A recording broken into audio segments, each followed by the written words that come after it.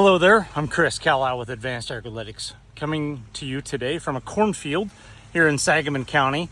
And notice something that I thought I would call out, and that's crown rot. So I talked earlier in the year about how I felt like we had a very conducive environment to the infection happening earlier this season. So what was really going to matter this year is how much stress did we endure during grain fill. Cornfield is, let's say, R4 time period, but as you walk along and you see these random plants that are just totally dead, you see this one that's got more of kind of a bluish gray tint to it. This one will look like this one in just a day or two. This is more of the premature stages.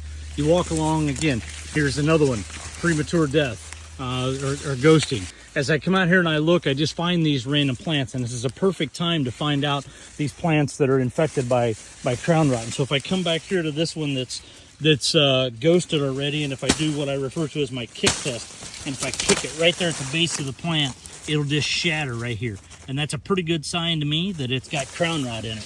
If I were to take the plant like that and cut it in half, this is what it's going to look like. But essentially what happens, right, is this crown dies, starts to limit the uptake of water and nutrients into this plant, and eventually it totally dies, and then we shut off all movement up into the plant. So then what happens is the plant consumes itself, or it exhausts all the reserves in this stalk to eventually fill the ear.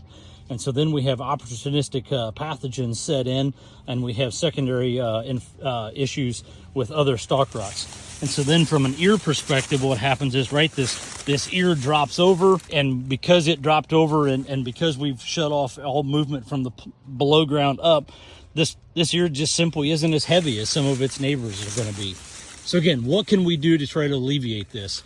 You know, really the biggest levers we can pull is one, the hybrid selection, right? Hybrids that have good late season health, good stalks, good disease package, all those types of things. Fungicides help mitigate stress during grain fill. They help alleviate the amount of disease we have, and they help reduce ethylene production. Do we have proper fertility? Do we have proper drainage? All those types of things, because really it's the stress that we endure during grain fill that truly determines how bad or how severe crown rot may be in a given year. Thanks for your time and attention.